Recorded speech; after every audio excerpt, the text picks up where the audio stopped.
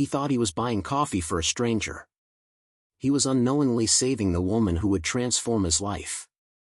Witness a love story that defied expectations and shattered invisible walls. Card declined again, ma'am. Do you have another card? The coffee shop cashier repeated with growing impatience, ignoring the line forming behind Camila Santos. Natalia Hayes felt the heat rise in her neck. It wasn't embarrassment, it was controlled anger. At 35, Natalia had learned that moments like this revealed more about others than they did about herself. The corporate card had been cancelled exactly 6 months ago, obviously, but she kept her personal account strictly organized. Try this one, she said calmly, handing over another card, also declined. The young man, Liam, snorted, clearly annoyed. That's when a familiar voice cut through the air behind her like a knife. Hey, cashier, just put her coffee on my tab. Camila turned slowly. Mr. Julian Thorne, perfectly parted gray hair, a navy suit that cost more than some people's 3-month salary, and that condescending smile she knew so well. The same man who 6 months ago had said in front of the entire board, Natalia, sweetheart, you know we love your unique perspective here, but maybe it's time for you to seek opportunities that better align with your cultural background. The same Julian who had invented a non-existent restructuring to fire her from Thorne Industries, the company she had helped double in size in 4 years as director of strategy. No, thank you, Natalia replied, her voice polite but icy. Oh, come on, everyone's been there.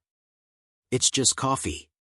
Julian laughed, holding his Apple Watch up to the payment reader. $5.80 won't break me. The payment was approved instantly. Camila accepted the coffee with a whispered thank you, watching Julian walk away toward the executive tables without even looking back. To him, she was just another person in need of charity, a story to tell at dinner about how generous he had been to a person in need. That morning, he had no idea who she really was, or rather, who she was becoming. As she walked toward the exit, Natalia felt the weight of the envelope in her purse. The investors' signatures were there, along with the contracts that would change everything. 6 months of meticulous planning, secret meetings, building something Julian could never imagine. She stopped at the door and looked back one last time. Julian was sitting alone, typing furiously on his cell phone, completely oblivious to the hurricane that was about to hit her life. If you've ever been underestimated by someone who should have known your true worth, then you know that the best revenge isn't served hot, it's served cold, calculated, and at the perfect moment. Subscribe to the channel to find out how a simple $5 coffee would become the catalyst for the most spectacular downfall the corporate world has ever witnessed. Over the next few weeks, David and Natalia got to know each other better. It started with a phone call, then a coffee date, and soon they were meeting regularly. Natalia was warm and easy to talk to, and David found himself opening up to her in ways he hadn't with anyone else. He told her about his life as a mechanic, his struggles with money, and his dream of one day opening his own garage. Natalia listened intently, always encouraging him. She shared bits of her life too, though she was careful not to reveal too much. She told David she worked in business but avoided details. She wanted to keep things simple and normal. For the first time in a long time, she felt like someone cared about her for who she was, not for her wealth or status. But Natalia had a big secret. She wasn't just an ordinary woman, she was a billionaire CEO running a successful company that often made headlines. She had spent years being treated differently because of her money, and she was terrified that telling David the truth would ruin everything. She didn't want him to see her as a rich CEO, she wanted him to see her as Natalia, the woman he met on a rainy night in a small diner. The truth came out one afternoon when David decided to surprise Natalia. He stopped by her apartment with her favorite coffee in hand.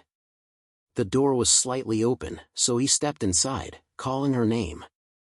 What he saw made him freeze. The apartment was massive, filled with expensive furniture and artwork. On the coffee table was a glossy magazine with Natalia's face on the cover. The headline read, Natalia Hayes, the billionaire CEO who's changing the game. David stared at the magazine, his mind racing. The woman he had been falling for had been keeping such a huge part of her life hidden from him. Natalia walked into the room and froze when she saw him holding the magazine. "David," she said softly. "I can explain." David turned to her, his expression a mix of hurt and confusion. "Explain what?" "That you've been lying to me this whole time?" "I wasn't lying," Natalia said quickly. I didn't want my money to get in the way. I was afraid you'd see me differently." "You didn't trust me," David said, his voice low. "You thought I'd care more about your money than about you." "That's not it," Natalia said, tears forming in her eyes. "I just wanted us to feel real. I didn't know how to tell you." David shook his head, his emotions overwhelming him. "I thought I knew you, Natalia, but now I'm not so sure." He set the magazine down and walked out, leaving Natalia standing alone, tears streaming down her face. For days, David couldn't stop thinking about Natalia. He felt betrayed, but he also missed her terribly. Despite everything, he couldn't deny the connection they had. One evening, as he sat alone in his small apartment, he found a letter in his mailbox. It was from Natalia. In the letter, she poured out her heart. She explained how lonely her life had been and how much she feared being judged for her wealth. She wrote about how much she cared for David and how sorry she was for not telling him the truth sooner. "I fell in love with you, David," the letter read. "Because you see me for who I am, not what I have. I just hope you can forgive me." David read the letter over and over, each word softening his anger. He realized Natalia had been scared, just like he was. Maybe they both needed to let go of their fears. A few days later, David heard about a gala Natalia was hosting. He decided to go, borrowing a suit from a friend.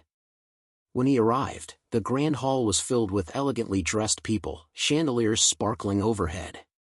He spotted Natalia standing alone in a corner, looking distant and sad. David took a deep breath and walked up to her. "Natalia," he said, his voice cutting through the noise. She turned, her eyes widening in surprise. "David," she whispered. "I've been thinking," he said. "I was angry, but I realized I wasn't fair to you either. I let my pride get in the way. I don't care about your money. I care about you."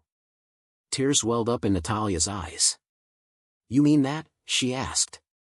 "Yes," David said. "I just want us to start fresh. No secrets." Natalia smiled through her tears and hugged him tightly. "You were always enough for me," she whispered. "I was just too scared to believe it." A few months later, David's dream finally came true. He opened his own garage, a place he had envisioned for years. The grand opening was a modest yet heartfelt event, filled with the people who mattered most to him. The sign above the entrance, freshly painted with "David's Auto Repair," gleamed in the sunlight. The garage wasn't huge, but it was everything David had ever wanted, a space where he could work with his hands, fix cars, and build a future doing what he loved. Natalia stood proudly by his side, her face glowing with happiness. She had supported David every step of the way, encouraging him when doubts crept in and helping him navigate the challenges of starting his own business. Though David insisted on doing most of the work himself, Natalia quietly helped in the background, using her resources to ease the process in ways David wouldn't notice. She didn't want the success to feel anything less than fully his. As David cut the ribbon in front of the small crowd of friends, family, and a few curious locals, he glanced at Natalia, who was clapping and smiling. She had been his rock through it all, the person who believed in him even when he doubted himself. David realized that her presence wasn't just about support, it was a partnership, a shared dream they had built together. Inside the garage, tools were neatly organized, and the smell of fresh paint still lingered in the air. David gave a small tour to his guests, proudly showing them the space he had worked so hard for. Natalia stayed by his side, quietly cheering him on. As the sun began to set, David looked at Natalia and smiled. "We did it," he said softly. "No," she replied, taking his hand. "You did it. I just stood by the man I believe in." In that moment, David knew their future would be bright, built on love, trust, and the strength they found in each other. 2 years later, David was unrecognizable, not in wealth, but in spirit. He was a grandfather, a father, a friend to Willow Creek. Kate graduated, her cap and gown a symbol of her strength. Liam, now 8, called David Pop, a name that made David's heart swell. Marty's diner thrived, a hub of laughter and warmth. David and Kate worked there together sometimes, bickering over coffee filters, laughing over spilled syrup. The developers' condos never came, the community fought back, and David's quiet support made the difference. David's old life, boardrooms, jets, headlines, faded into memory. His new legacy was here, in the love he'd fought for, the trust he'd earned. He and Kate weren't perfect, but they were family, bound by forgiveness and second chances. As David watched Kate and Liam dance in the diner to an old jukebox tune, he realized the truth: wealth could buy a lot, but only love could build a home. And for the first time, David Hayes was truly home.